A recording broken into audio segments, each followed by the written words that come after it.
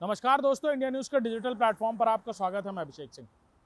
भारत और पाकिस्तान के बीच cease fire या युद्ध विराम या कहा जाए कि समझौते की बात तो हुई है, लेकिन अभी भी पाकिस्तान की तरफ से कुछ ऐसे कदम उठाए जा रहे हैं जो तैयारी या कहा जाए बचाव की तरह दिख रहे हैं।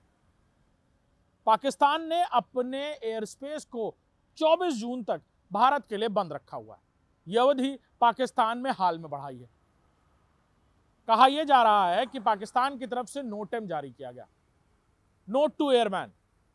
ये एक ऐसा तरीका है जिसमें एविएशन इंडस्ट्री में बाकायदा नोटेम जारी करके सभी हवाई उड़ानों से जुड़े हुए जो सिस्टम्स हैं उनको ये नोटेम जारी करके सूचना आगे प्रेषित की जाती है।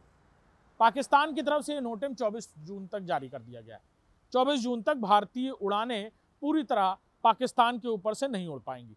यानी जो प्रतिबंधित किया गया था भारत की, पहले पाकिस्तान की तरफ से फिर भारत की तरफ से, उसके बाद ये अवधि अब और बढ़ा दी गई है। अंतर्राष्ट्रीय नागरिक उड्डयन जो संघ है उसके नियमों के तहत ये नोटेम जो है वो 24 जून तक जारी किया गया है। ये भी बताया जा रहा है कि इन नियमों के तहत इस तरह की आपात स्थितियों के बाद जब विराम की स्थिति होती है तो कुछ समय तक ये नोटेम जारी किया जाता है। पाकिस्तान ने अंतर्राष्ट्रीय उड्डयन नागरिक संघ के इन नियमों का हवाला देते हुए ये नोटेम 24 जून तक जारी किया है। सीधे तौर पर कहा जाए तो जब भारत में पहली बार इन उड़ानों पर पाकिस्तान के ऊपर से गुजरने के लिए पाबंदी की गई थी तो बड़े पैमाने पर खाड़ी देशों को उड़ने वाली सीधी उड़ानें जो भारत से उड़ती हैं उनमें समय वृद्धि हो गई थी।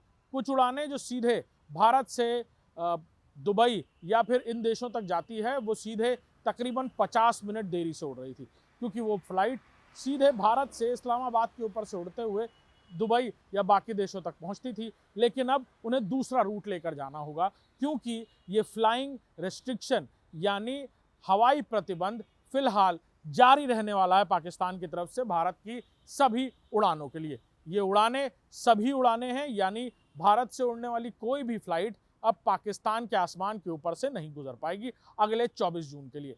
वहीं भारत की तरफ से फिलहाल इस पर कोई प्रतिक्रिया नहीं दी गई है और पाकिस्तान की तरफ से भी अंतर्राष्ट्रीय नियमों का हवाला देकर इस अवधि को यानी इस रेस्ट्रिक्शन को, इस पाबंदी को बढ़ाया गया है।